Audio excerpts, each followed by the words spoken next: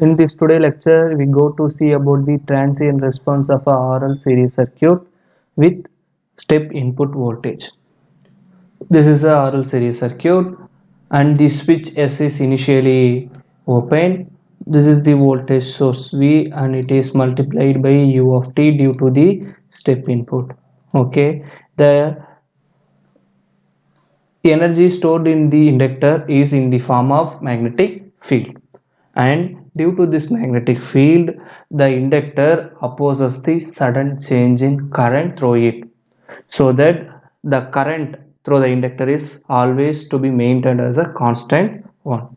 Okay, so when switch S is closed at time t equal to 0, the voltage across the RL combination should be V into U of t. Okay, so this V into U of t is taken as V of t. Okay, so consider this is my voltage source V. Okay, so it is a constant one, this is nothing but my V, and this is my time period t, and this is my step input voltage. Okay, so it should be like this. So the magnitude of this U of t is nothing but 1, because due to that it is unit step, so it is nothing but U of t, and it is the time period t. So if I multiply these two waveforms, the resultant waveform should looks like this. So the resultant waveform is nothing but V into U of t. Now you multiply these two waveforms, the resultant should be equal to, it should be like this, and the magnitude of the value should be equal to V. Okay, so therefore the equation looks like this. So when time period t less than or equal to 0, from the graph you know that, so this V into U of t is taken as V of t. I already told that.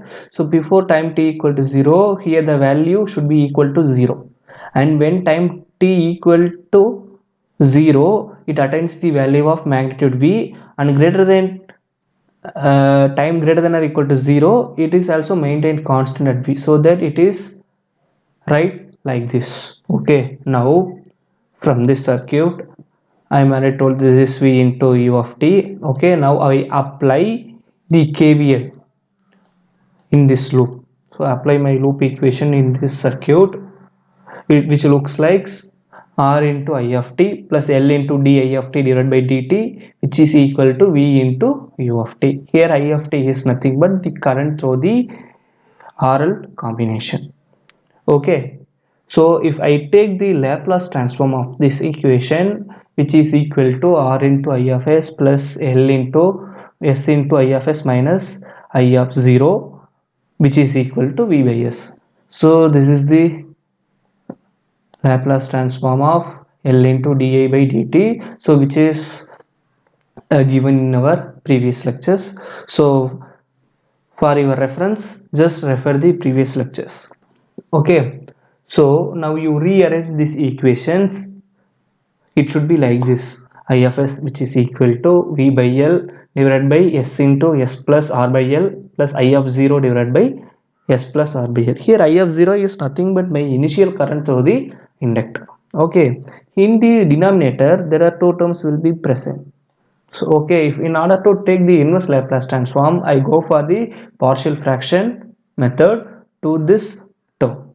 Okay, so in order to take the partial fraction method, so we know that this equation is replaced by a divided by s plus b divided by s plus alpha. Here I take alpha, which is equivalent to r by l.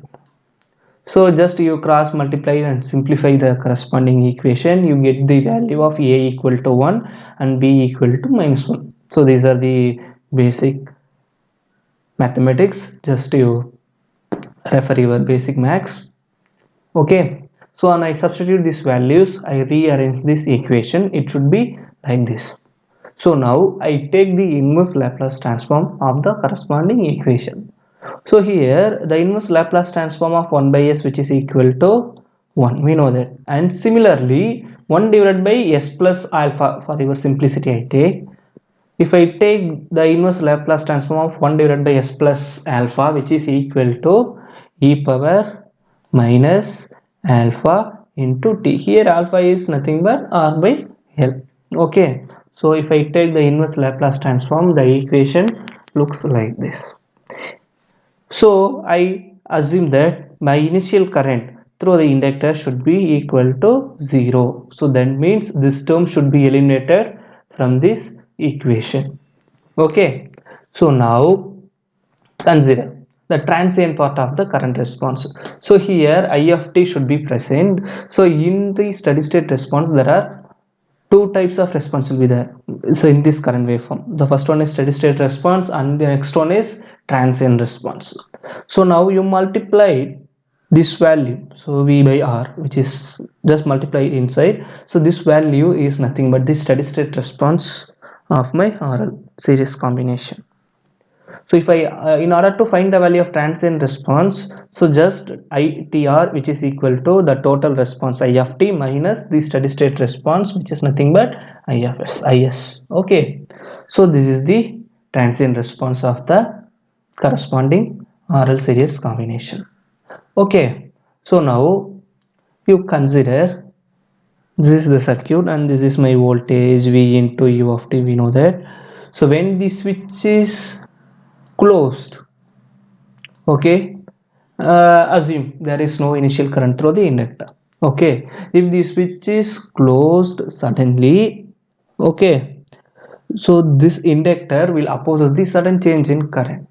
So it acts as a open circuit because di by dt, which is equal to 0, because sudden change in current of the it should be opposed, so that it acts as a open circuit. Okay, so that the whole total voltage will appear across the inductor. Whenever the time is increased, the voltage will decay and the corresponding current should be increased. Okay, that is given in the corresponding point. So therefore, in order to find the voltage across the inductor, we know that V equal to L into di by dt, and we know the expressions for I of t. Then substitute the corresponding values and you simplify, it is the corresponding equation. So from the voltage equation, I draw the graph. So this is nothing but my V and this is nothing by my time t. Okay, so it should be like this, it should be exponentially decaying one. So initially the switch is closed, the total voltage V will apply across the inductor. When time increases, the voltage should decay. Okay, that is given in the corresponding point, and this is the waveform of the current, which should be exponentially increasing one. Okay, so now I take my time period, which is equal to L by R. I take this L by R, which is equal to tau, which is nothing but my time constant. Okay, and it gives the value of around 0.63 into V by R. I'm already told that this V by R is nothing but my steady state current IS. So therefore, the steady state current response we already know that, and this is nothing but my time constant. So then what is a time constant? Okay, it is nothing but the time taken for the current to reach 63% of its final value, and it is the measure of the rapidity at which the steady state is reached. Okay, now you assume the time constant t, which is equal to around 5 tau. Okay, at that corresponding time I equal to 0.993 into is is nothing but my steady state current. So at this time period, my steady state current reaches its maximum value. So practically the transient response is disappeared in the circuit in 5 time constants. Okay, so therefore the time constant is the time in which the steady state would be reached if the current increases at the initial rate. Okay, physically this time constant represents the speed of the response of a circuit. For example, if the time constant is very low, then the response of the system or response of the circuit should be very fast.